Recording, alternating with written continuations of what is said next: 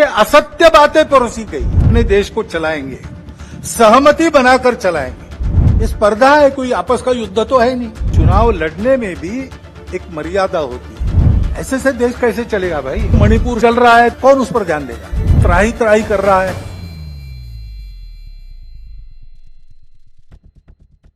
नमस्कार, आदाब, सत श्री अकाल, जय भीम, जोहार। मेरा नाम है नवीन कुमार।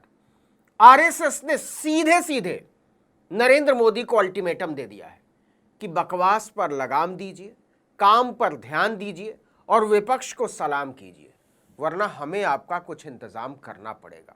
और करना क्या पड़ेगा, हमने इस पर सोचना शुरू कर दिया है। हम ही सही, बाकी सब गलत।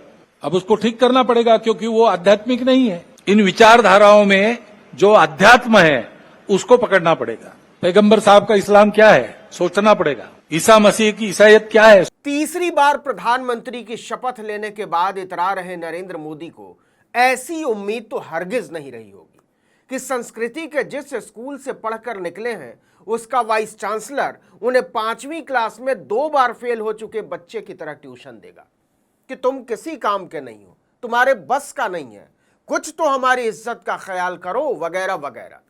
और संघ प्रमुख का सबसे पहला ट्यूशन यह है कि अपने आप को सेवक या प्रधान सेवक कह देने से या अपनी हवेली को जाने वाली सड़क का नाम बदलकर लोक कल्याण मार्ग कर देने से कोई सेवक नहीं हो जाता। जो अहंकार ही न छोड़ पाए वो न सेवा कर सकता है और न सेवक हो सकता है। उस मर्यादा का पालन करके जो चलता है वो कर्म करता है, लेकिन कर्मों में लिप्त नहीं होता। उसमें अहंकार नहीं आता कि मैंने किया, और वही सेवक कहलाने का अधिकारी रहता है।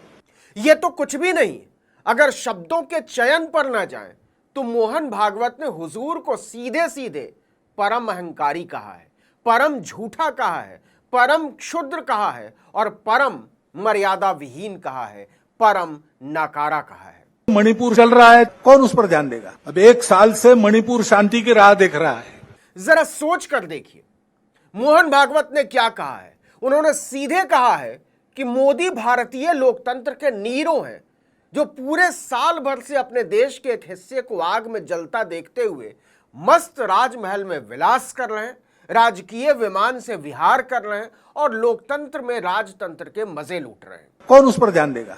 विपक्ष छोड़िए, संघ तक का धैर्य टूट चुका है और संघ प्रमुख मोदी को नाकारा बताने पर उतर आए, जिसका देश संभालने में बिल्कुल मन नहीं लगता। वो नौटंकियों और नाटकीयता के उस्ताद बने फिर रहे हैं। लेकिन मोदी पर जो इससे भी ज्यादा तीखा प्रहार है वो ये कि बताइए, ये आग लगी है या लगाई गई है?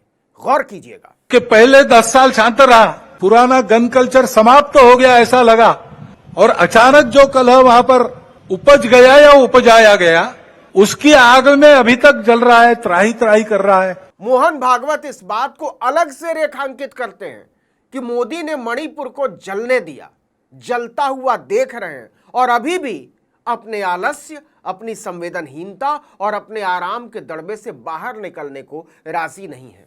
अब 1 साल से मणिपुर शांति की राह देख रहा है, उसके पहले 10 साल शांत रहा, उसकी आग में अभी तक जल रहा है। कौन उस पर ध्यान देगा? याद कीजिए, जब एडिटर्स गिल्ड ऑफ इंडिया ने मणिपुर के हालात को समझने के लिए अपनी एक टीम भेजी थी तो उसके सदस्यों पर ही सरकार ने मुकदमा करवा दिया था। सुप्रीम कोर्ट ने दखल न दिया होता तो उन्हें जेलों में डाल दिया जाता। लेकिन अब वही बात संघ कह रहा है कि मोदी ने मणिपुर को बर्बाद कर दिया। मणिपुर चल रहा है, त्राही त्राही कर रहा है, शांति की राह देख रहा है, कौन उस पर ध्यान देगा?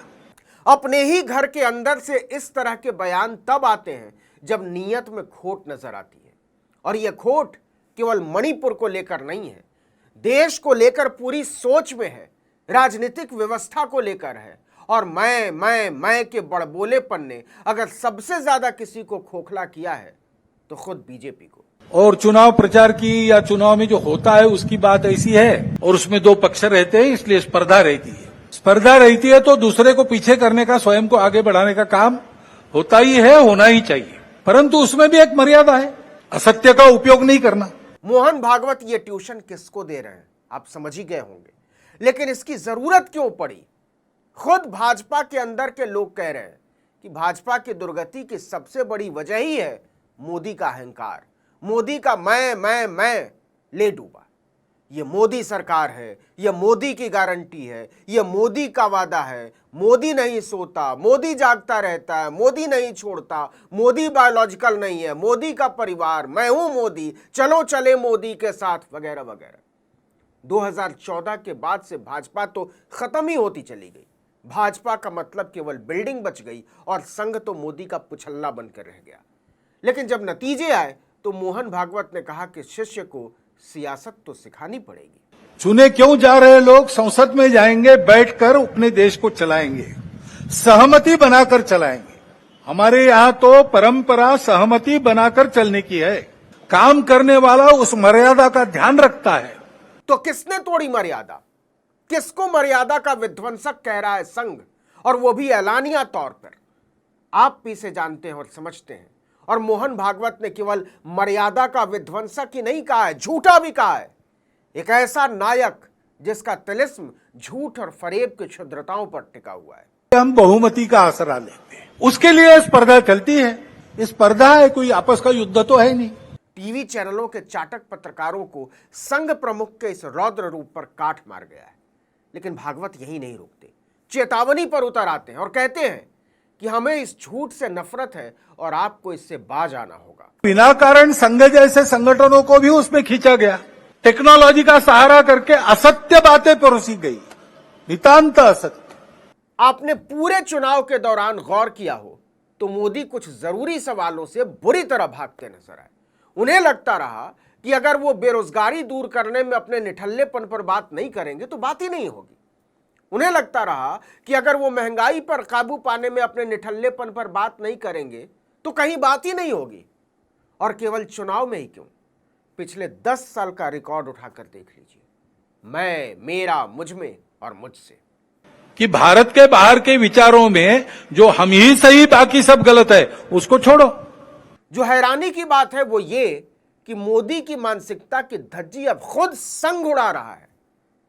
विपक्ष तो जमाने से कहता रहा है, लेकिन टीवी चैनलों के शुतुरमुर्गों और शुतुरमुर्गियों को लगता था कि ये तो गुस्ताखी है।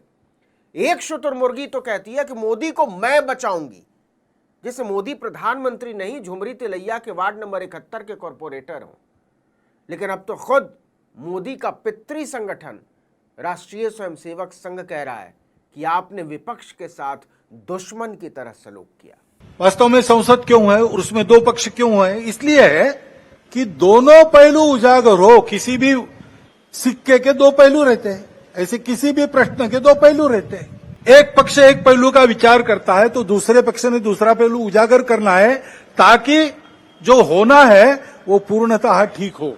भागवत चेतावनी देते हैं कि नेतृत्व की आत्ममुग्धता, उसका अधकचरापन, विपक्ष को लेकर उसकी अशालीनता और उसकी संवेदनहीनता एक दिन देश को तोड़ डालेगी। जिस प्रकार ये बातें हुई, जिस प्रकार एक दूसरे को लताड़ना हुआ, जिस प्रकार प्रचार के दौरान हमारे करने से समाज में मनमुटाव बढ़ेगा, दो गठ बटेंगे, आपस में शंका संशय उत्पन्न होगा, इसका भी ख्याल नहीं रखा गया। यहां से आगे का सवाल है कि क्या अब भी कुछ टूटने से बचा हुआ है? समाज में, सोच में, संवेदना में, सियासत में और यहां तक कि सभ्यता के उस जादुई विचार में जिसे हम भारत कहते हैं। लेकिन क्या मोदी को सचमुच में इससे कोई फर्क पड़ेगा? और अगर फर्क नहीं पड़ेगा तो क्या संघ उन्हें ऐसे ही चलने के लिए छोड़ देगा? याद कीजिए चौथे राउंड की वोटिंग के बाद बीजेपी अध्यक्ष जेपी नड्डा का बयान, शुरुआत में हम कम सक्षम थे, तब हमें आरएसएस की जरूरत पड़ती थी, अब हम सक्षम हैं। आज बीजेपी खुद अपने आप को चलाती है। ये बात अचानक नहीं आई थी, ये बात उस खींचतान का नतीजा थी जो मोदी और संघ के बीच 2019 के बाद से ही चल रही है। संघ ने मोदी को अंतिम चेतावनी दी है कि गाड़ी आप चला रहे हैं, इसका मतलब ये नहीं है कि हम स्टीयरिंग भी आपके हाथ में खुला छोड़ देंगे। इस वीडियो में इतना ही, लेकिन अगर आपने आर्टिकल 19 इंडिया को अब तक सब्सक्राइब नहीं किया तो फौरन कीजिए, बेल आइकॉन दबाइए, घंटी जैसी आकृति लाइक कीजिए और कमेंट करके बताइए हमारा वीडियो आपको कैसा लगा। हमारा ट्विटर हैंडल है article19_India और मेरा ट्विटर हैंडल है नवीन जर्नलिस्ट। नमस्कार।